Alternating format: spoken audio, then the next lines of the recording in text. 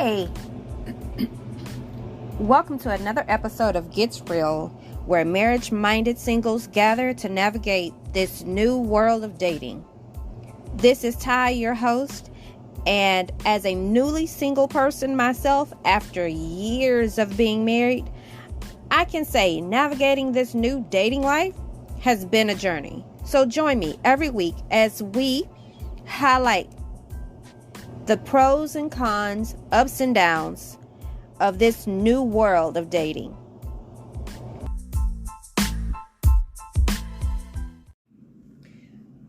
All right, we are back for another episode of Gets Real. So today, again, we have my sister, Nikki Hunter. You have to go down our list of last names.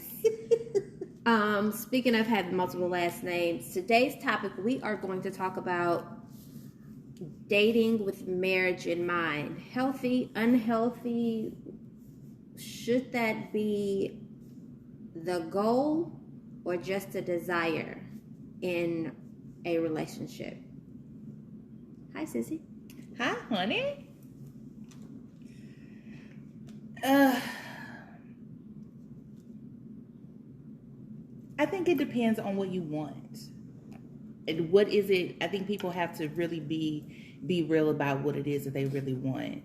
And when you think about what marriage is and what it's not, I think we have a clear advantage of being married multiple times, that we be like, we have a little bit more of a clear, like, yo, that shit really don't work.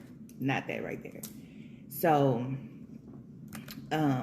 whereas we have a lot of experience in that way, I think we still both experience our own apprehensions of, do I really and truly want to go back down that path? Because I know from previous experience and in this much more mature stage of our life and being allowed to sit at the adult table at family functions, that for some people's marriages that we thought were great as kids and coming up, that it really wasn't all of that, that we thought it was. So yeah, I feel like we've had a fair share of different views and outtakes on marriage and not being married.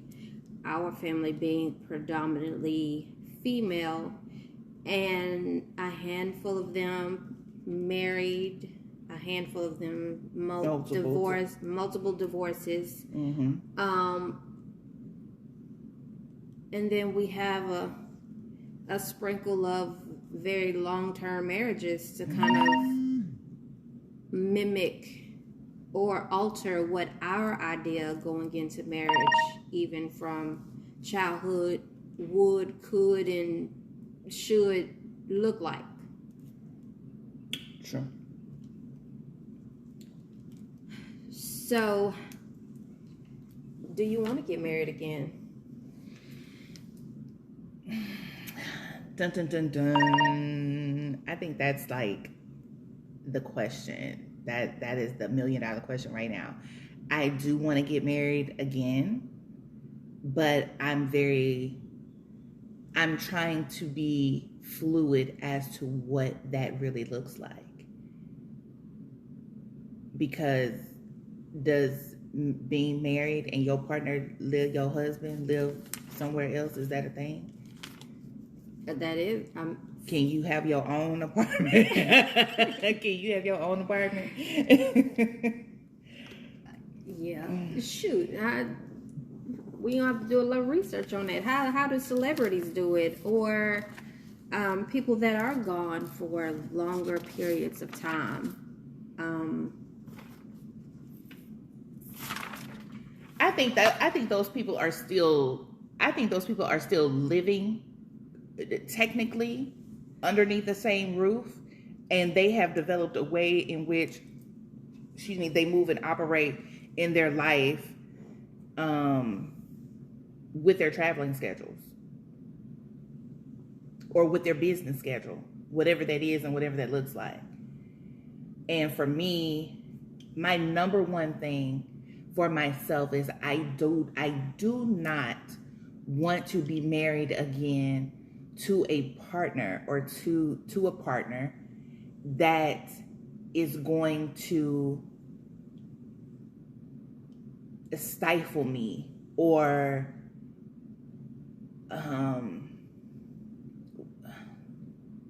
want to restrain me or restrict me.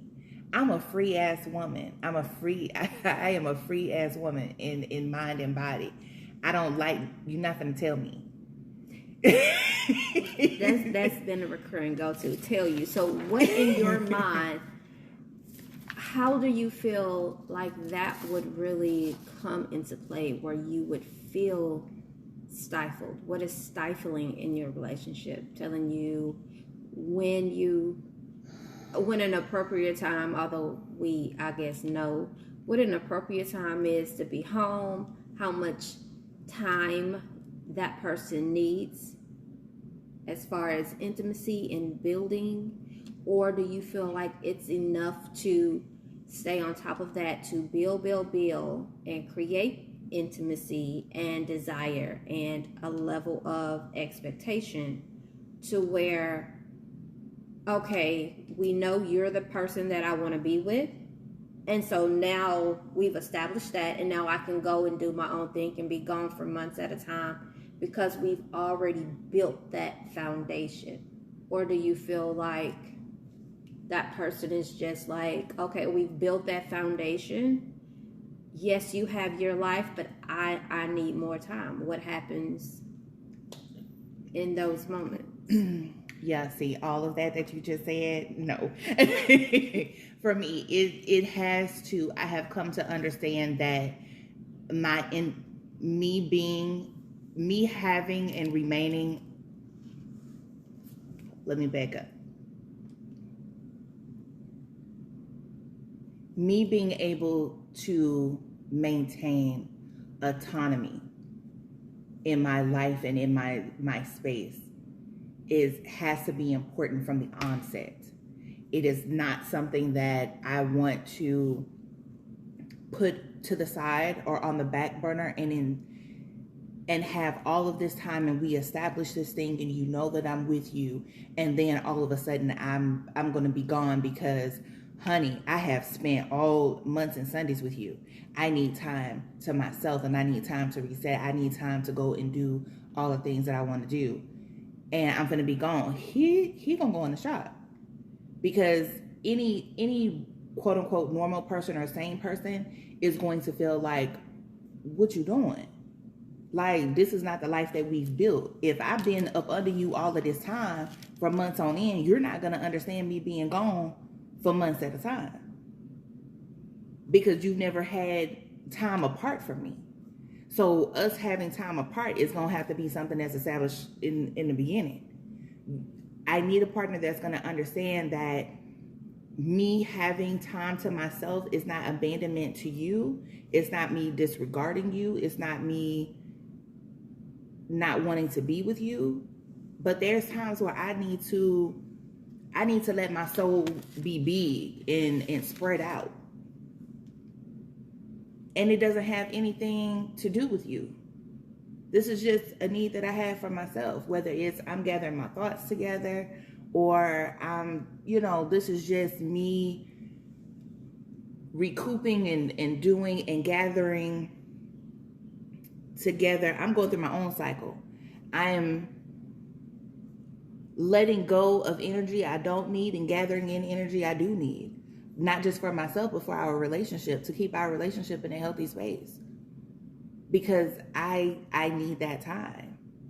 So if he is a man who can't understand that I'm finna go in this other room or I'm finna go to my apartment and I'm gonna be there for a couple of days because I'm in here reading, I'm in here playing whatever music I want to listen to, I'm walking around in a sports bra and some drawers and sipping tea or doing whatever I'm doing, I'm in my zone, I'm in my space.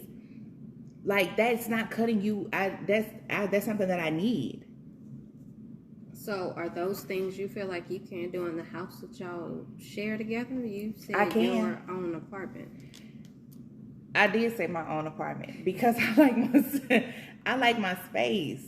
I have come to know and appreciate about myself at this time in my life that I like my space.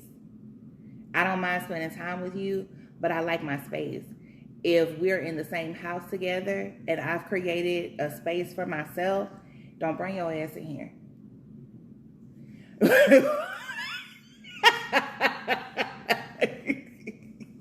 I mean, that may sound a little harsh, but like ring the bell or something. You know what I'm saying? Like call my phone, but don't bring your ass in here because this space is designed for my energy and for my needs, my own little personal. Let me get myself together. So when I go in my space, let me be in my space.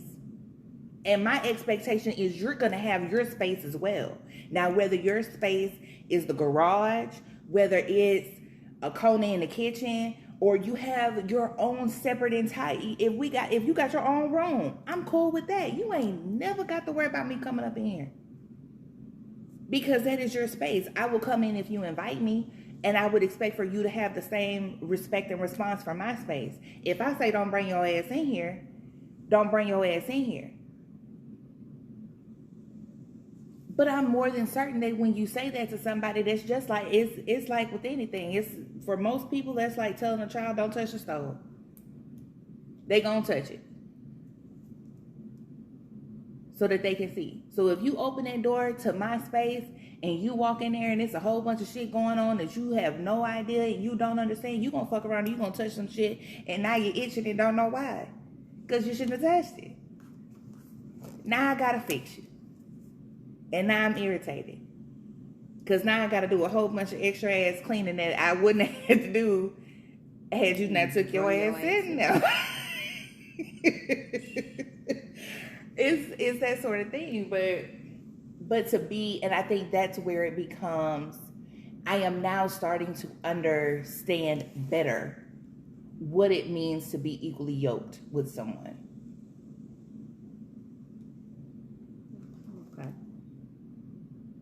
So those are my thoughts.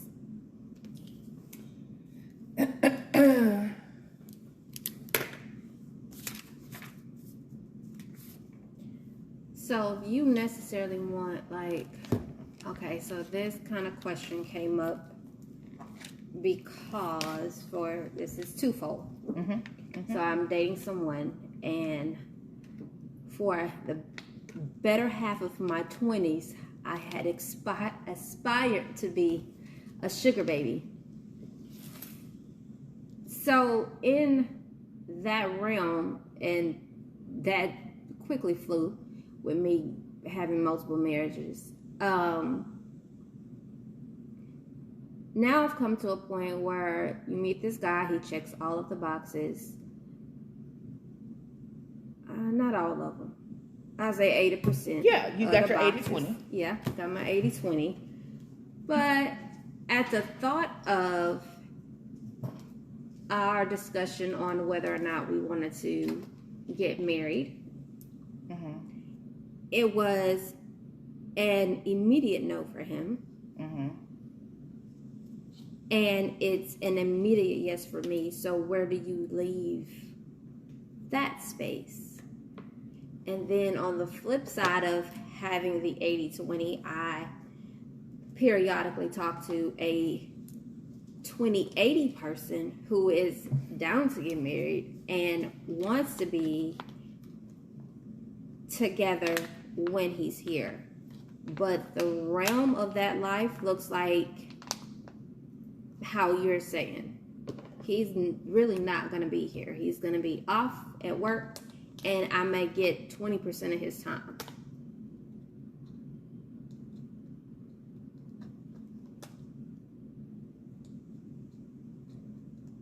So you're asking, like, how would I process that? Yeah.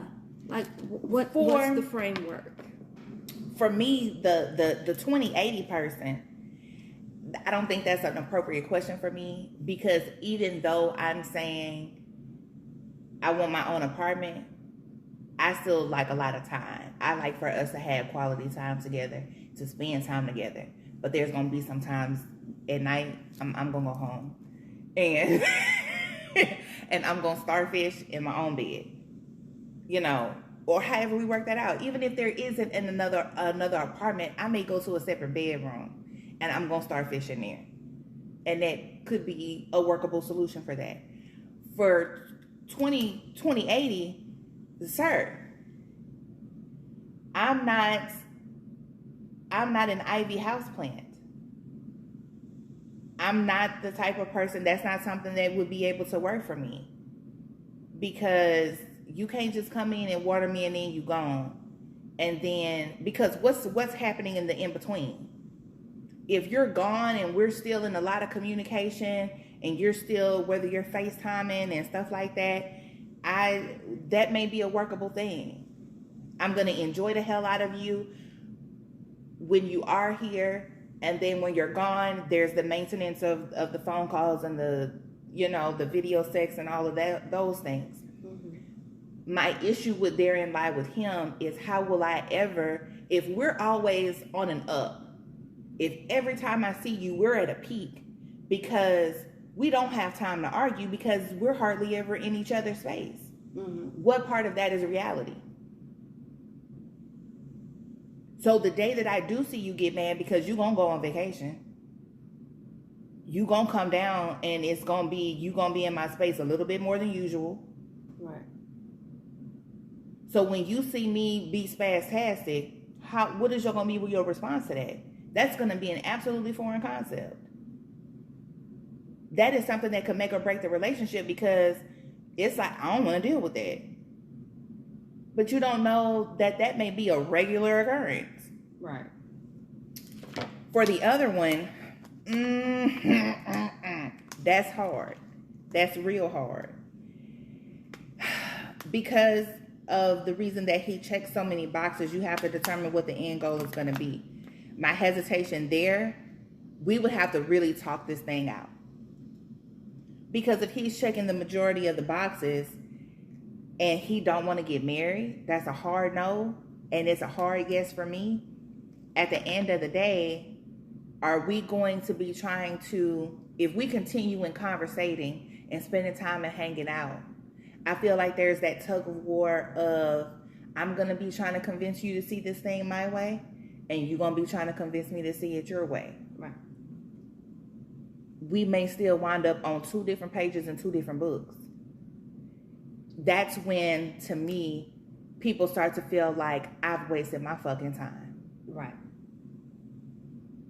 So it's like there's that hard decision of, are we going to go on and let this go because we don't want the same thing? Right. We don't want the same end result. Because somebody's going to have to compromise at the end of that. Which in turn brings this question up. Is marriage really that important? The whole I do, I will, I shall. When you have somebody that is showing you commitment. So your 80-20 guy, mm-hmm. He's showing you, I'm checking all these boxes. I'm here for you. You say, I need, I want, whatever it is, boom, done. Whatever. The only caveat is, I don't want to get married. I don't want to have a piece of paper between us. You ain't gotta take my last name. I'm not gonna take yours. But we've established and built all of these other things together. Mm-hmm. That's where that argument comes in. So would you be able to compromise with that and say, is marriage just a piece of paper? So is money, but we need that. Absolutely. Because I'm not, like I told one person, I'm not finna walk around with a Pentaflex file with some paperwork with documentation saying I can make decisions on your behalf, sir, because we're not married. Right. Who finna be walking around with a power of attorney always to prove I can say some shit about you? I said the cat, dog, mouse, and chicken. Yeah. No.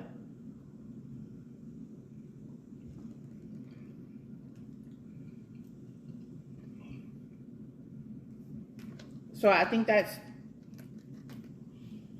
something that we are now facing, is the battle of marriage versus the commitment. What does marriage really mean? Is marriage just a piece of paper? Is it just,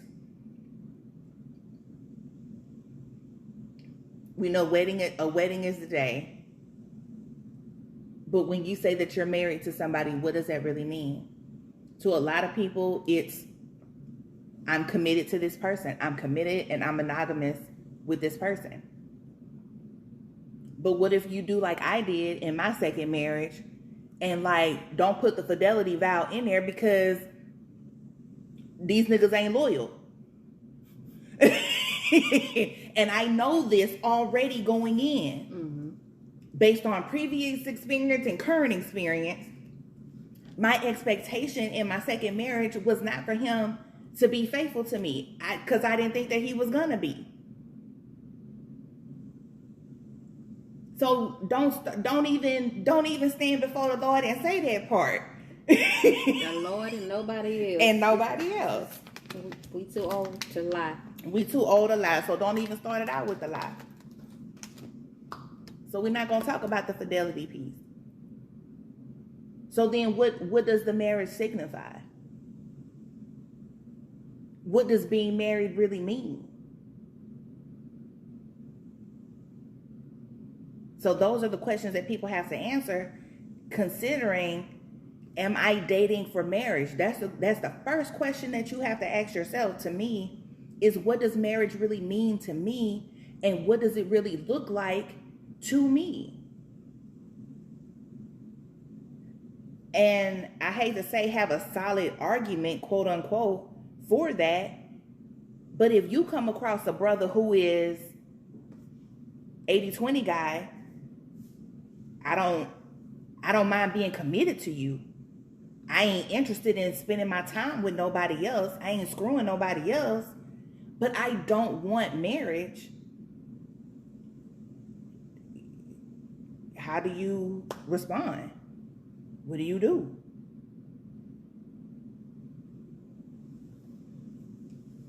Because you could turn into a ratchet. Get that bread, get that head, and leave. No one wants me to be that. Right. And if you really care about this person, you don't want to do them that. Because at a certain point you feel like I'm too grown for that. Like, but at the same time, I know what it is at the end of the day that I want. And I want to be married. I want to be a wife. I don't want to be a long-term girlfriend. I don't want to be... Okay.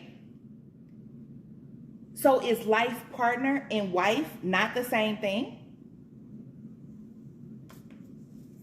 Not without a piece of paper. So there you go back to the power of attorney. In Italy, walking down the stairs, and your old ass slipped down the damn stairs, and I'm sit there and look at you. Do you want me to call somebody? Because hell, that person that you need ain't me.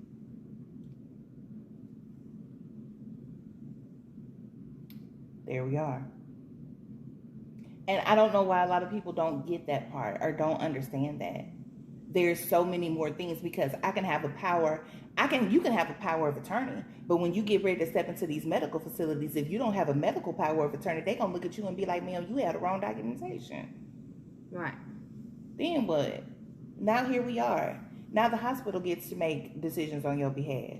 And guess what they're not going to do? Keep you on life support for a month and a half. Especially if you're not a organ donor. Yep. Sorry to that man. Absolutely.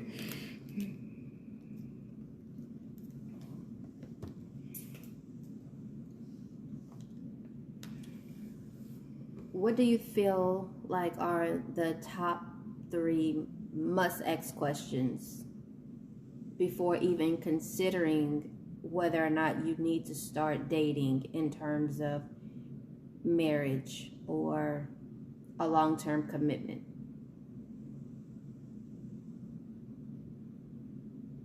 Top 3 questions. This is to ask yourself or to ask another person? Both. Well, to me, the first one is to ask yourself, do you want to be married? Do you want to be married, or do you want to have a lifelong commitment? Because you may find yourself at an impasse like I'm at right now. I want my space. Right. Do I want to get up? Do I want to be beholden to making somebody's plate or being of service to them? Because that's what marriage is. Mm-hmm. That's, so ask yourself that question. Or do you want that? Do you know what what does that look like to you? Are you ready for that responsibility? The second question is, are you able to be of service?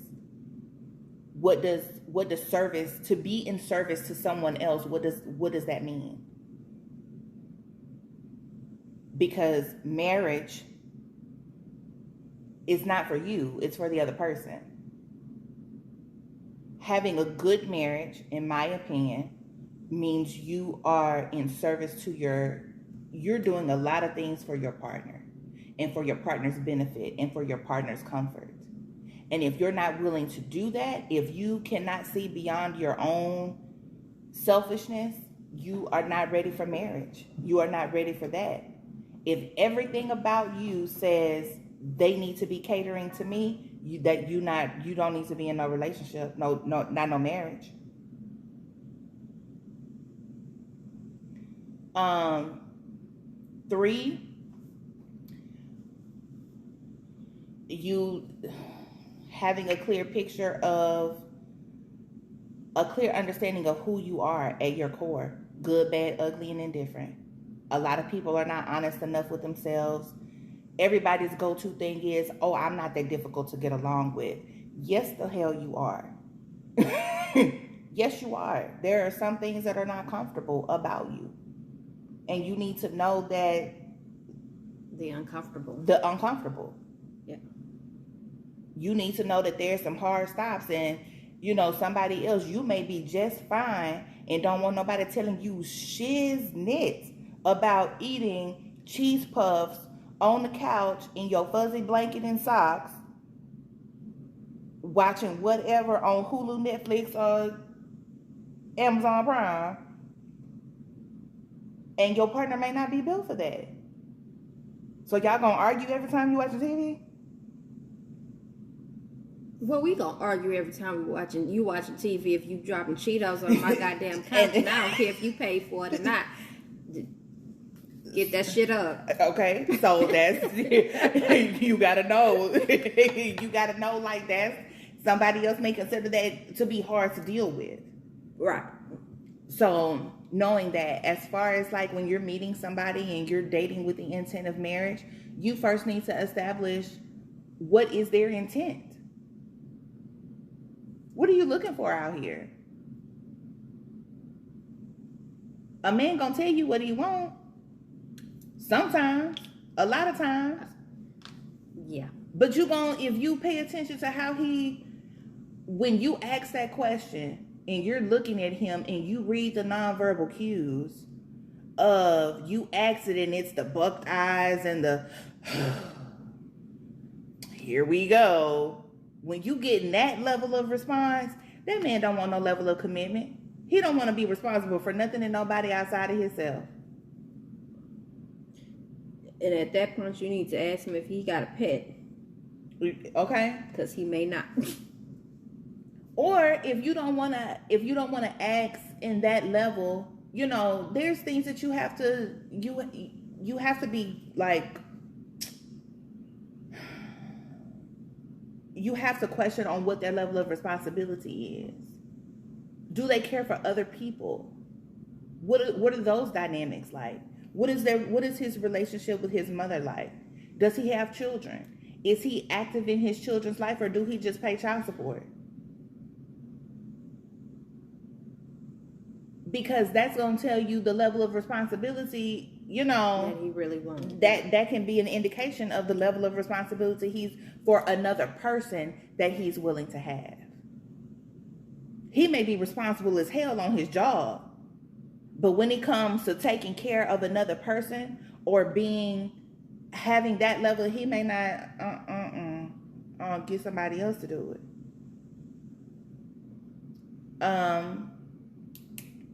And ask, have they ever considered marriage? Have you considered marriage? And actively listen to what that response is.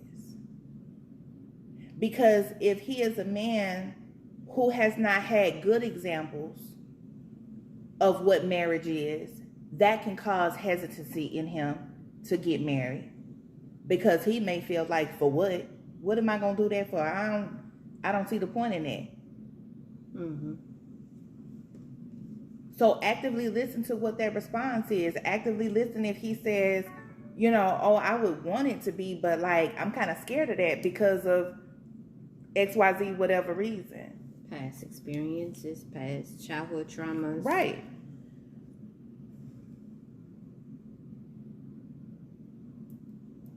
And just as a bonus, ask him how he feel about therapy. How does he feel about accepting help from others? Because essentially that's what therapy is. And if he has a hard time accepting help from others, he may have a hard time going to therapy or counseling. And that may present other issues, not only for himself, but for a relationship in the future, a marriage. Because if you ever suggest, let's go to counseling, girl, no, I'm not doing that.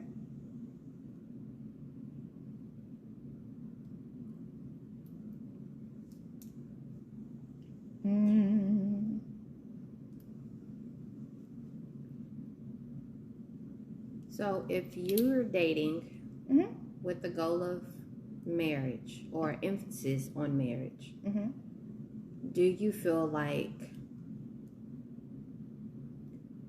you would be ultimately setting yourself up for failure due to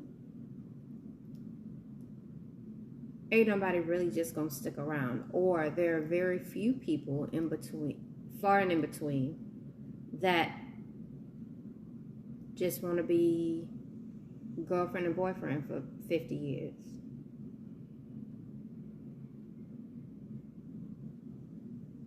If I'm dating with the intent of marriage, and I express that to a man, and all he want to do is have a girlfriend for 50 years, he ain't the one. And I'm going to move on. And if I've established that early enough, I'm going to move on early enough. What's early? How soon do you think a person should be even discussing the topic of marriage? Are we sitting down at the first date, getting to know each other? This is 3 days of conversation prior to your first date? No. Are you getting to know them for a month? I would say, for me, I would want to discuss it if you've lasted long enough for 3 months. So I would say about the 3 months, between the 3 to 6 month time period of feeling the waters of what direction this is gonna go, especially if we've gotten to the part of being exclusive. Because again, you can tell by your partner's behavior whether or not that conversation needs to come up. If they start to act in a way or move more in a way of they want to be exclusive, then we need to talk about what we're doing here. Because even at the beginning, if we're dating and we're getting to know each other, we're not exclusive.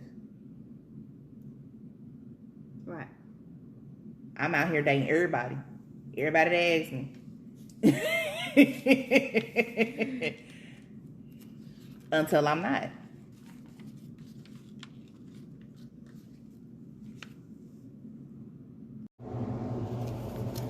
Hey, did you love this episode? We'd love for you to subscribe, rate, and give a review on iTunes. So don't forget to check us out next time. Are you looking for your next date night idea? Don't forget to check out XOXO on the go on Instagram to follow me on my dating journey.